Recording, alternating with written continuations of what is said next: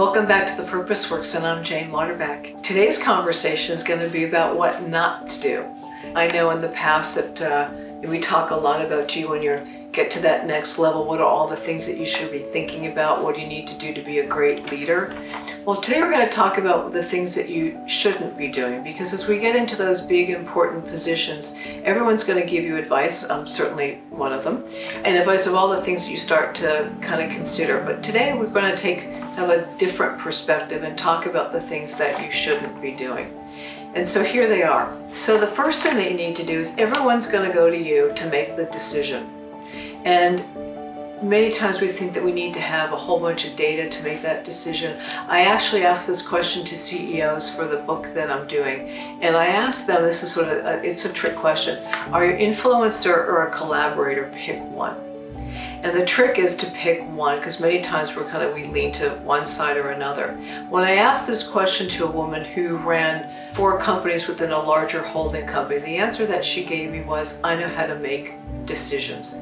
At any point, I am ready and prepared to make that decision. I like to go to my team because I believe that I've hired a great team and they're going to give me the right perspective.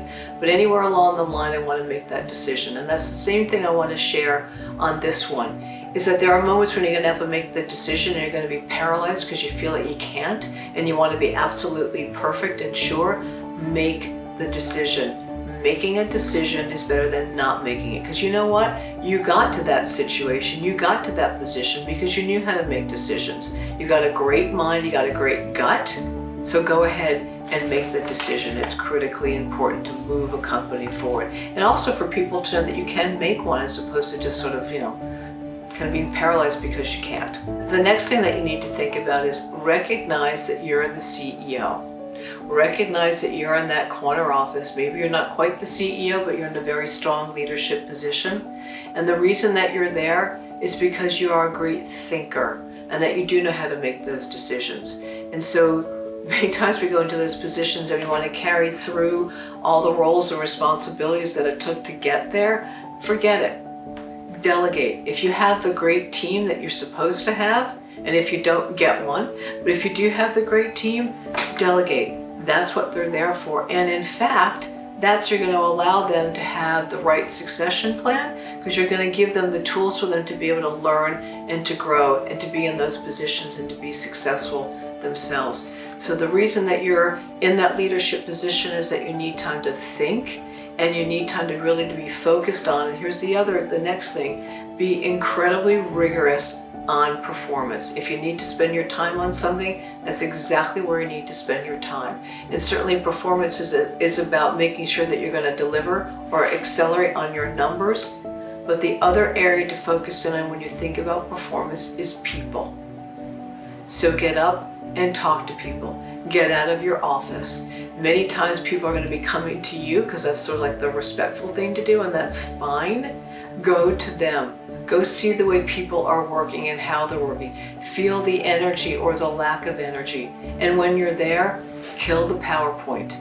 Nobody wants to see another PowerPoint. They want to see you, get your thoughts, understand your values, how you think. So kill the PowerPoint and focus on asking questions. Certainly you are there to be able to answer a lot of questions, but ask people questions. Go down to the factory floor. Go and meet clients. Get out of the office and go meet people that are not even in your industry. Get a perspective from around the world. And also think about reverse mentorship. Go to a college campus. Go find students. Go understand what's going on outside of your office, outside of that sphere that you're in.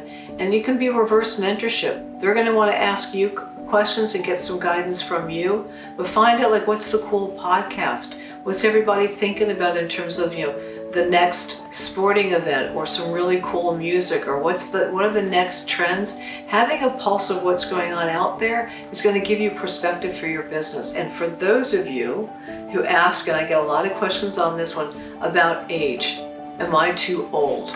Well, if you have a sense of what's going on in the world and you're tapping into Twitter and you actually have some sense of what's going on from a digital technology point of view, you're never going to be old. So tap into those resources that are going to give you that perspective.